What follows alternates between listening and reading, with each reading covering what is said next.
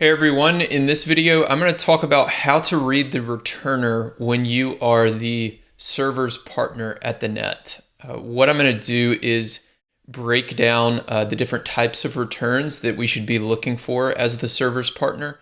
And then I'm going to show you 3 points where I use that to my advantage to help my partner and I win the point. So I'm going to show you some video of a few doubles points as well. After last week's point breakdown, I got a lot of good feedback, so that's why I wanted to do another one of these. I got a lot of questions about movement at the net, so I think this will answer a lot of those questions and hopefully help you in your own doubles game.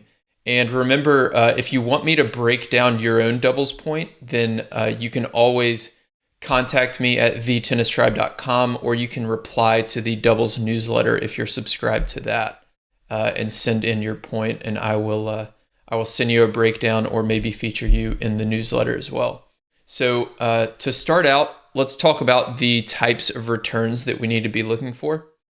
So obviously we have the deuce court and the ad court, and we want to kind of break things down into forehand, backhand, down the line, and cross court. You can get more advanced than that if you listen to my podcast with I think it was Nick Monroe. He talked about different spins and things like that. But for most players at the club or rec level, breaking it down by forehand, backhand, down the line, cross court is good enough. And that's typically what I do as well. So when we're looking at the ad court here to start out, my partner can either serve to the forehand or the backhand. And the returner can either take that forehand down the line or take it cross court. So that's 4 types of returns that the returner can potentially hit. So as the server's partner, I want to be reading their kind of body language, what the ball is doing, how comfortable they look, things like that, to see which of these 4 returns puts them in the least comfortable position and puts us in the best chance to win. So what I'm looking for is, as soon as my partner hits the serve, is the opponent, moving back for a forehand or a backhand? And then as we get deeper and deeper into the match, I can read, okay, they took that forehand down the line and they hit it really well. So next time I want to cover that and make them go cross court. Or they took that backhand cross court and they looked really comfortable. So next time I'm going to force them down the line.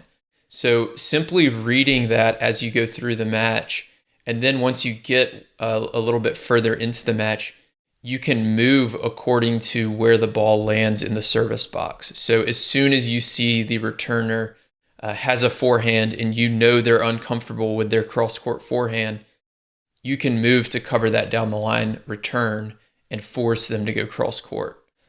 Or with a backhand, for example, if they're comfortable going cross court, you can move to poach and make them redirect that down the line.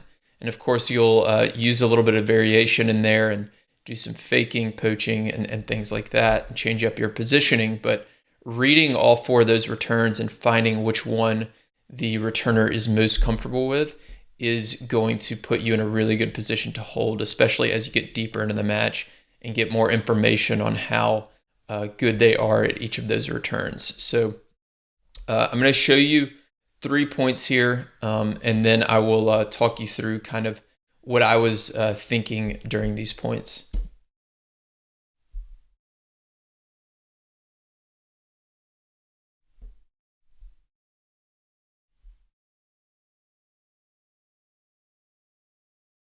So on this first point, my partner hits a pretty good serve. It lands relatively deep in the box. It's into the body. It's a backhand for the returner. And he looks really comfortable there. He steps in. He hits a good backhand. I did notice it was pretty high over the net. So that might be something to take advantage of a little bit later on in the match. He returns it really deep in the court, which gets my partner on her heels. And then she misses in the net. So we lose that point, but I'm kind of collecting that information. I'm saying, okay, body backhands, it seems like he's comfortable going cross court. Next time, I want to try to make him go down the line. So here's the very next point from the deuce court.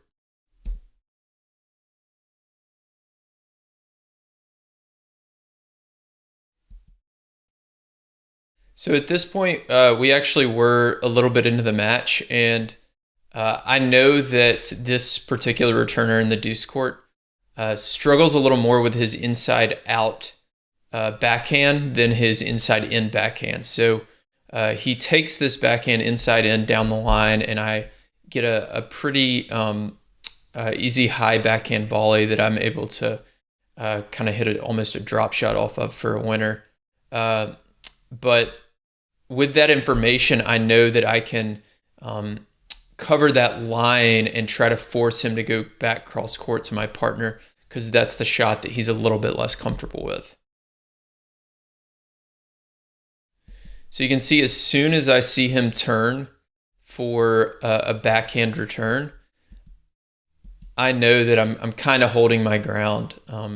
I want him to go down the line at me because it's ideal if we get in a scenario where the net player is hitting that second ball of the rally for the serving team. So I give him a little bit of it, but not too much, just enough so that I can kind of cover it, and then I'm able to hit that drop volley for a winner. So next I'll show you the third point. If you remember from the first one, this player liked to take his backhand cross court. So what I'm going to do here is, as soon as I see that he has a backhand return, I'm going to move towards the middle and try to force him to go down the line.